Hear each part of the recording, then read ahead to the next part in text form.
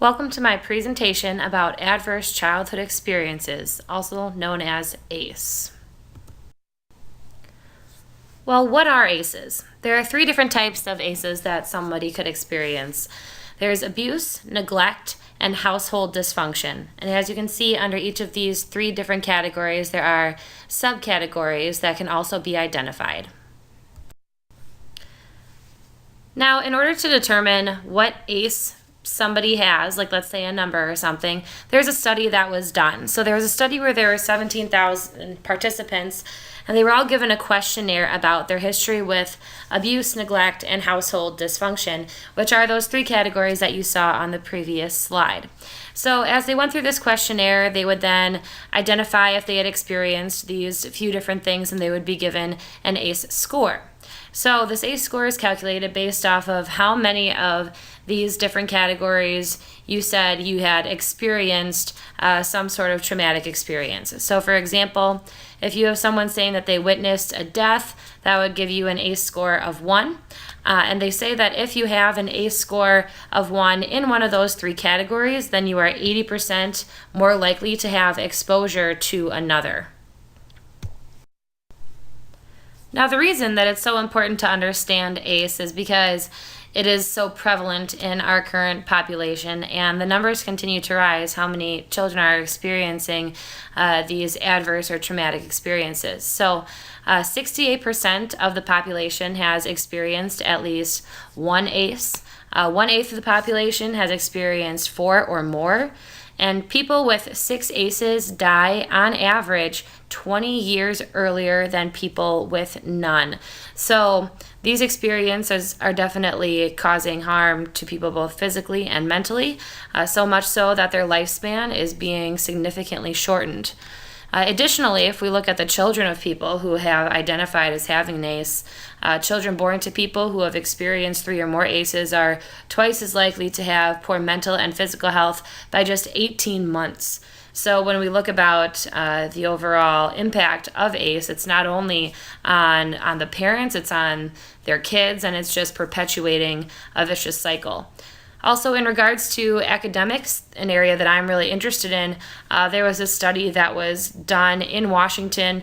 2,100 elementary school children were given a survey, and they looked at how many of them had academic or behavior problems, and then also how many of them had reported experiencing an adverse event in their childhood. So you can see that as the number of adverse events a child experiences, the more likely they are to have behavior and academic problems in the classroom. So I just gave you some statistics on why ACE is important to be talking about and important to be researching. The impact of ACE is kind of shown in this diagram that was created here. So as you can see at that bottom of the pyramid, you're looking at those adverse child experiences. And then as you go up, you see the different things that begin to happen to these kids as they get older. So first, it goes to that disrupted neurodevelopment. There's a big difference if you look at brain functioning, which we'll get to a little later in the presentation, for a student that has experienced an adverse childhood experience versus one who hasn't. And then you look at the impact it has on them social, emotionally, and cognitively. Then they begin to become those kinds of kids in high school that maybe adopt those health risk behaviors, such as indulging in drugs and alcohol. And then you're looking at, as they get older, more likely to have diseases, disabilities, and social problems. And then eventually that does lead to the early death that I mentioned earlier as well. So this is an actual picture of a brain scan of both a healthy brain and an abused brain, and it gives you a nice visual to see the actual impact that a traumatic experience can have on a developing brain. So if we look at the brain on the left, you'll notice that there are a lot of areas of red and yellow indicating high activity, high functioning. And if we look at those same areas on the right in the abused brain, you can see that those areas are completely black and completely missing. So what does that mean?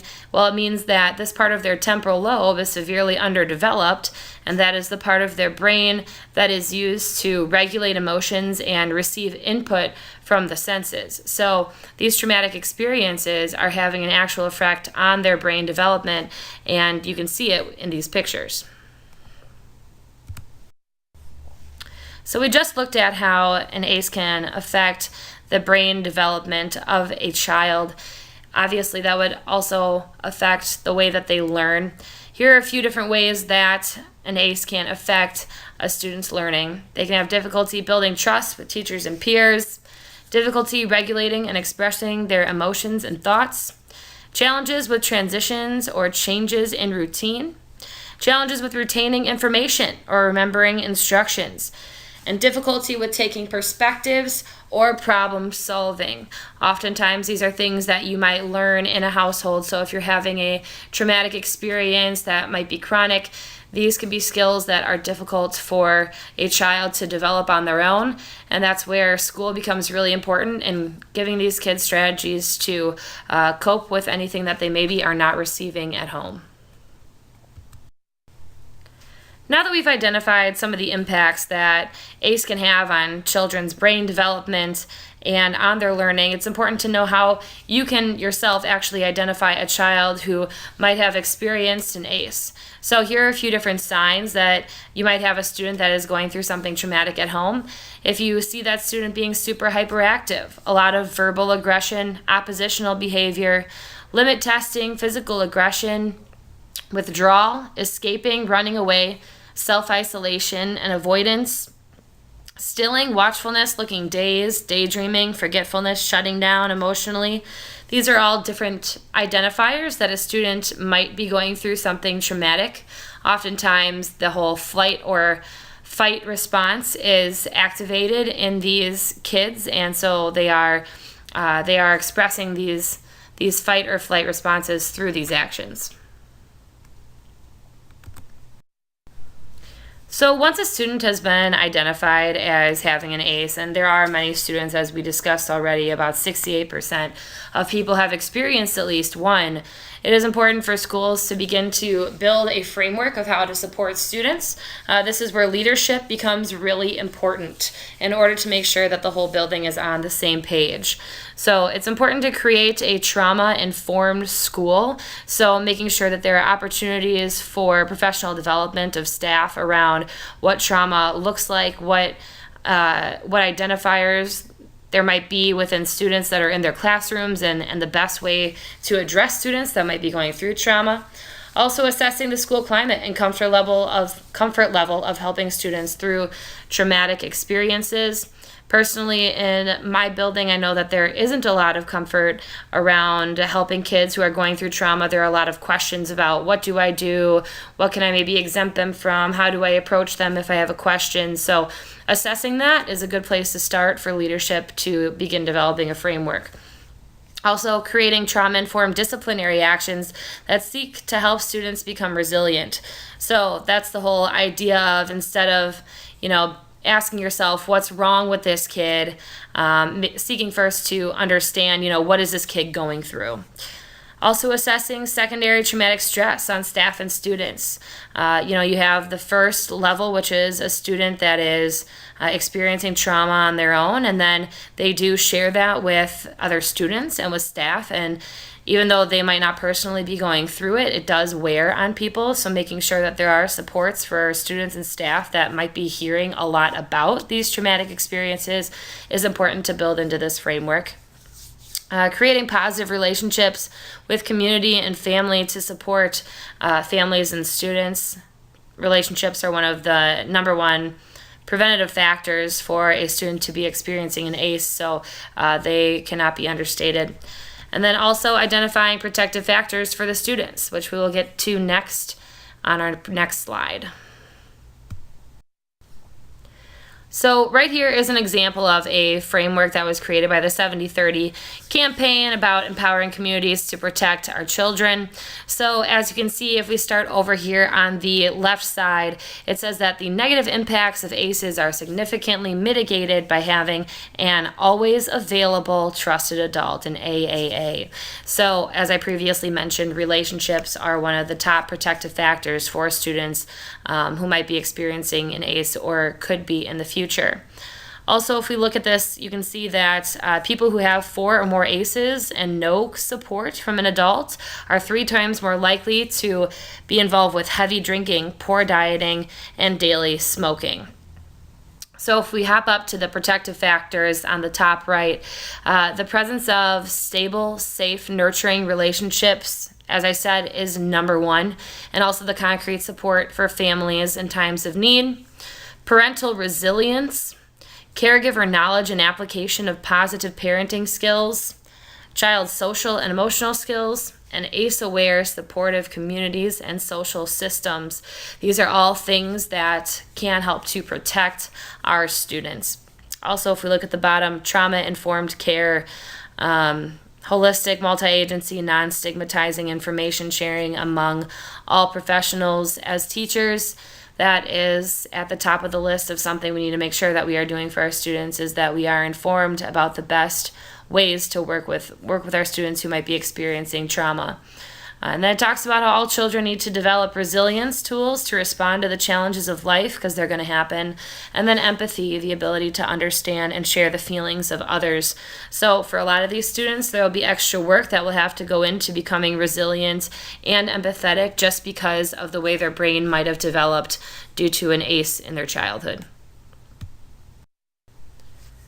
I wanted to talk a little bit more about protective factors, because I believe that it's good to be proactive instead of reactive when it comes to trying to fight this whole public health crisis that I would call it, which is these traumatic experiences that kids are facing. So protective factors are strategies or people that can be put into place to prevent the negative effects of ACE. So the primary protective factor for a child is a positive adult role model, and relationships have the largest impact on student success. So if we go ahead and look over to the right here, there is a diagram of, again, some different types of protective factors that can be put into place to help students. So parental resilience, social connections, that's a really big one, especially at the high school that I work at. We measure how engaged students are based off of how many clubs that they're in, and we notice that our students who are not engaged are the students who struggle the most academically as well. Concrete support in times of need, knowledge of parenting and child development, that's where the whole community, school, family connection and relationship is really important.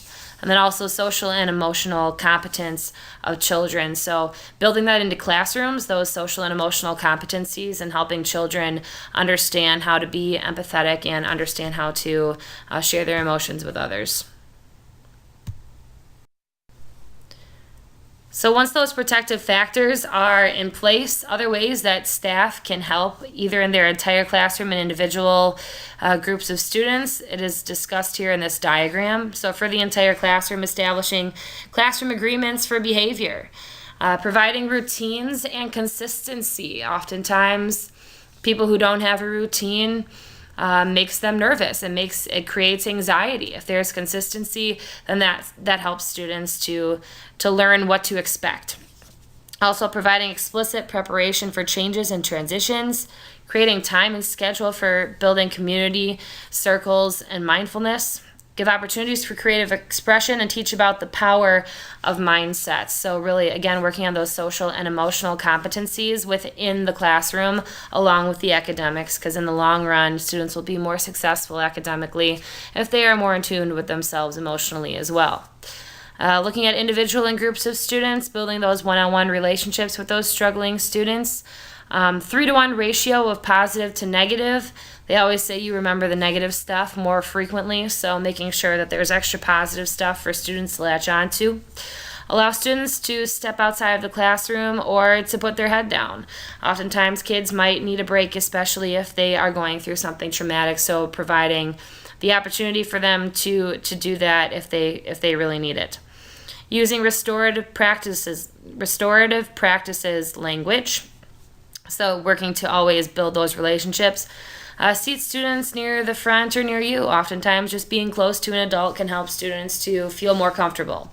And mind and brain and body breaks during the classroom as well. These are all great strategies that staff can use to help with people who have experienced an ACE.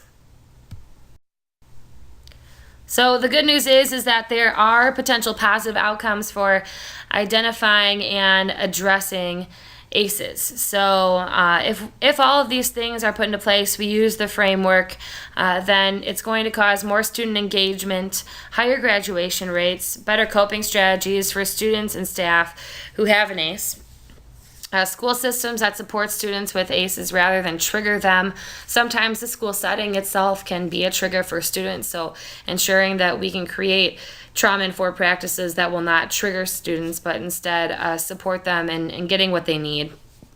Creating happier and healthier student population. I think that once students are able to understand how to get the help that they need, they're going to be happier and they're going to use healthier habits to deal with the problems that they're going through.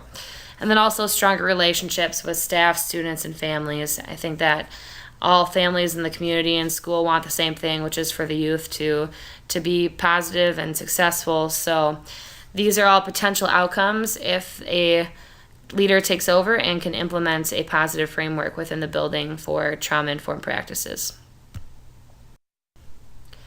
All right, well, thank you so much for watching. If you are interested in reading anything more about ACEs, here are some resources for you to go to. Thanks.